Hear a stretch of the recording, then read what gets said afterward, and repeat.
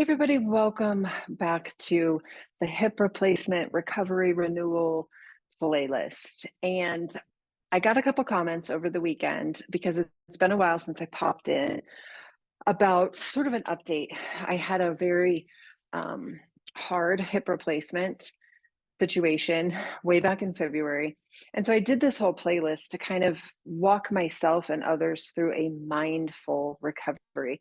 Of course, our doctors and physical therapists are amazing at telling us what to expect on a practical level. But because I feel like we have to balance practicality with realistic expectations and mindfulness, that's where I come in. And I've been a practitioner of yoga and mindfulness for almost 18 years. And so it's gotten me through a lot of struggles in my adult life. And the hip replacement really was like where all of those tools came together. So I got some messages over the weekend from some previous videos that I did in the initial stages of my recovery, asking how I'm doing. So I wanted to give an update, and there'll be more updates to follow because some things are changing. So just to catch everybody up, I had a total hip replacement. After 3 labrum revisions, I had a total hip replacement in February. So I had 3 previous hip surgeries repairing the tissue. It was unsuccessful. My body just did not heal well.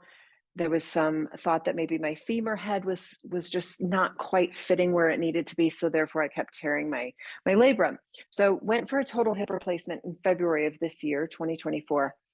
About week 5, had an increase in pain and swelling that led a journey into it may have had a hematoma or infection. So we went in April, opened me up, washed me out, started rigorous antibiotics, which caused a series of horrific reactions, skin reactions. I developed a blood clot in my arm from the PICC line. It was just a nonstop.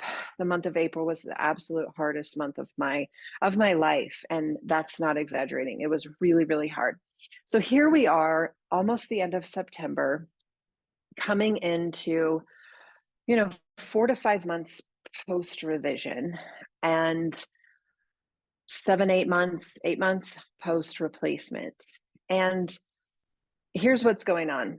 July was an amazing month. I felt like I had finally turned that magic corner that people always talk about. You're going to turn the corner. Well, I turned the corner in July. And then I took a detour in August. And August led me back to my surgeon, like the level of pain that I'm in, the inability to do the things that I was doing end of July that I no longer am able to do. There's some concern there. So my surgeon, he's just an amazing human being, so unlike most surgeons, and he just is so caring. So he referred me to a specialist who deals with complex hip revisions, complex infections, complex troubles with hip replacements. And so I consulted with him this week, and unfortunately, he suspects that the bacteria that I grew in my body in the petri dish, when they washed me out, they sampled some of my fluid and tissue and all of that. He believes that it is probable that that bacteria has not been removed through antibiotic treatment and washing out. It's a very tricky bacteria. He says it's sneaky. It creates a biofilm. It attaches to the hardware. The only symptom of this particular bacteria is pain, which is what I have. There's no fever. There's no pussy stuff. There's no typical infection stuff. It's just pain. Where I'm at in this renewal recovery process is staying very present in what is today. I will have the testing done the first couple weeks in October. They will aspirate my hip using radiology, imaging, x-rays, pull out some fluid, send it off and test it. And so it's very easy in a non-mindful way to jump on the train and run as far away from reality as I can. I can start to plan everything that might possibly be wrong, or I could simply stay in what is today. And today it's cold and rainy here in Colorado. I'm cleaning my studio, getting a freshness to it, And so mindfulness comes in staying in the present moment. What do I have today? And today, I'd like to get productive. I'd like to get grounded. And when I get to the tests, I will be present in that day. When I meet with the doctor, I will be present in that day. And it's not like I just flip a switch. This is something that I have practiced for long, long time, years, almost 2 decades of being present in what is in front of me today. So, as we go through this journey of hip replacement, and I hear from people all over the world going through similar situations, and my biggest message has always been do not compare yourself to anybody else. Not everybody has the great experience that you hear about, and to not feel as though you're a failure because you're not having that experience. We all have individual experiences in this process, whatever experience you're going through, hip replacement, knee replacement, divorce, job change, move across the country, whatever it is, we all have stuff. And the more that we can just be present with our stuff and not compare ourselves, the better off we'll be.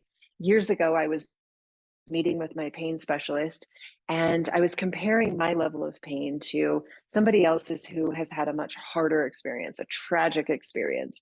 And he reminded me very carefully that while my experience may not be as life changing and traumatic as the person I was speaking about, it does not diminish what's real for me. So if you are in this loop of your neighbor had this done and they were running and walking within weeks, pull yourself back into your experience and be okay with what your experience is. And that will keep you sane. I believe it keeps me sane. My experience is mine. And maybe mine is better than somebody else's. Maybe mine is worse. It doesn't matter. It is mine. And so the message all along has been to be present, to be hopeful, to be real, to balance being optimistic with realistic. And I've always been that way through this. Of course, I'm optimistic that this is going to work and the pain is going to be gone and I'll get back to my life that I love. But I'm also very realistic in this is really hard. My body doesn't like what's happened to it. I'm not able to do the things that I wanted to be doing 8 months out. So optimistic, yes, but also very realistic. And that's okay. There's a time to be optimistic and a time to really look at yourself and say, okay, this is what I'm facing and how am I going to gracefully move through this. So I will update you again after I see the specialist in a couple weeks, give you the reader's digest of what may or may not I be facing.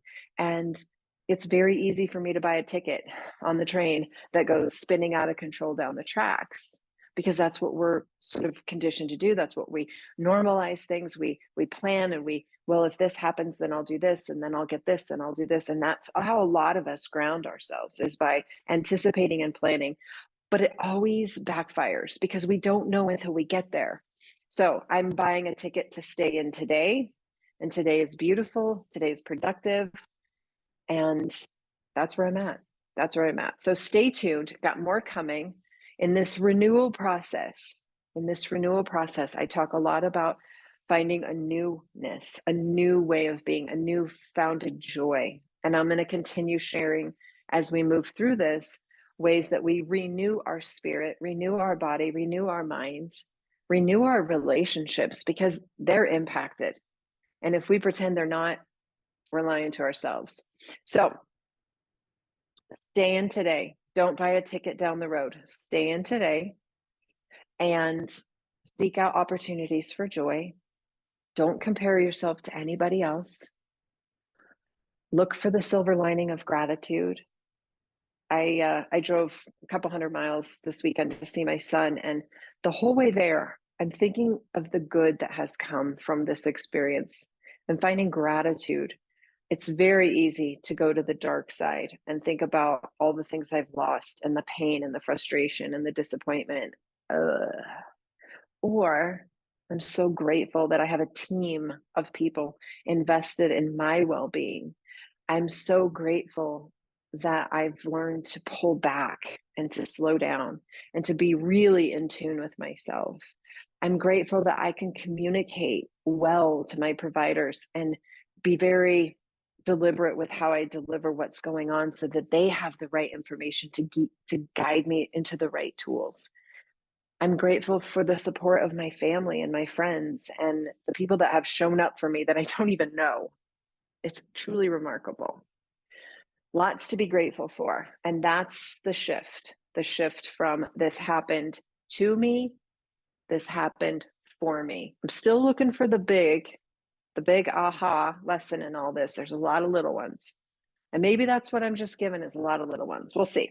So I will catch you in a week or so, 2 weeks maybe. Another renewal video will be coming. Tools for your toolbox of recovery and renewal. If you're in the recovery phase, go back and watch the other videos. If you're in the renewal and you're trying to figure out a new normal, stay here, stay with me, and we'll keep it going. All right, I'll see you soon. Take care, be well, and find joy today. I'll see you soon. Bye.